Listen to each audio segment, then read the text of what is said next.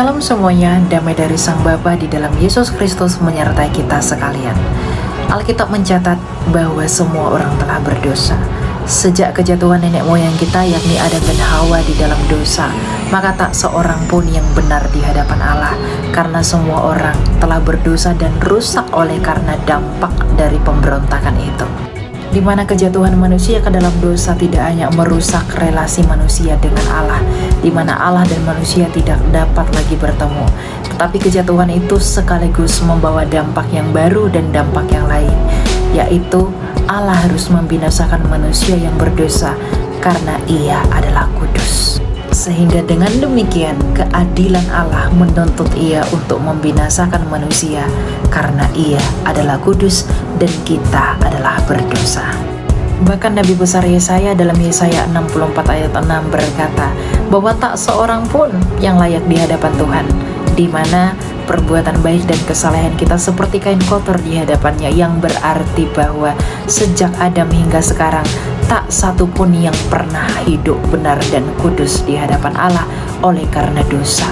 Dan upah dosa adalah maut, artinya semua manusia harus mengalami maut akibat dosa itu. Namun di sisi lain, terlepas dari keadilan Allah yang menuntut Ia harus membinasakan kita sebagai manusia berdosa, Ia juga adalah kasih, di mana kasih-Nya itu Ia nyatakan dengan datangnya pembebas dari dirinya sendiri melalui firman-Nya yang menjadi manusia ke dunia, di mana kabar itu merupakan kabar keselamatan yang datang daripadanya. Yohanes 3 ayat 16 mengungkapkan bahwa karena begitu besar kasih Allah akan dunia ini, sehingga Ia mengaruniakan anaknya yang tunggal, supaya orang yang percaya kepadanya tidak binasa melainkan beroleh hidup yang kekal. Di mana Allah yang di sorga menyediakan satu-satunya jalan keselamatan agar Ia dan manusia dapat dipertemukan kembali dengan lahirnya Sang Injil, yaitu Yesus Kristus. Artinya Yesus Kristus merupakan satu-satunya jalan pendamaian manusia dengan Allah agar bisa dipertemukan kembali seperti sedia kala sebelum kejatuhan manusia ke dalam dosa.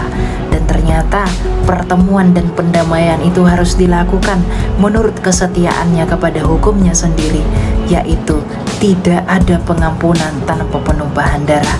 Maka Yesus Kristus yang datang ke dunia sebagai manusia, Ia menumpahkan darahnya bagi penebusan untuk semua orang, di mana dengan penumpahan darah itulah terdapat pengampunan di dalamnya.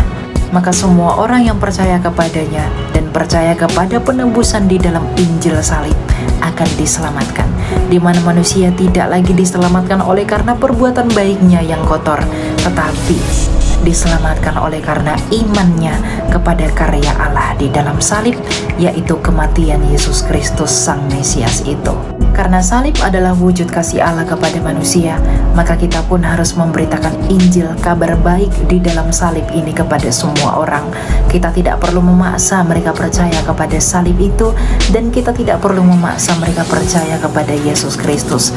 Namun kita sebagai manusia yang telah percaya kepada Yesus Kristus, sebagai tanda kasih kita kepada manusia yang lainnya, kita harus memberitahukan kabar baik ini bahwa dirinya dan Allah telah diperdamaikan di dalam Yesus Kristus. Karena Tuhan kita Yesus Kristus sekalipun memerintahkan kita untuk mewartakan kabar baik, yaitu Sang Injil mengenai dirinya sendiri kepada semua orang, bahwa orang-orang telah diselamatkan hanya di dalam Dia. Oleh karena itu, mari kasih sesama kita di dalam pemberitaan Injil, karena di dalam itulah mereka diselamatkan.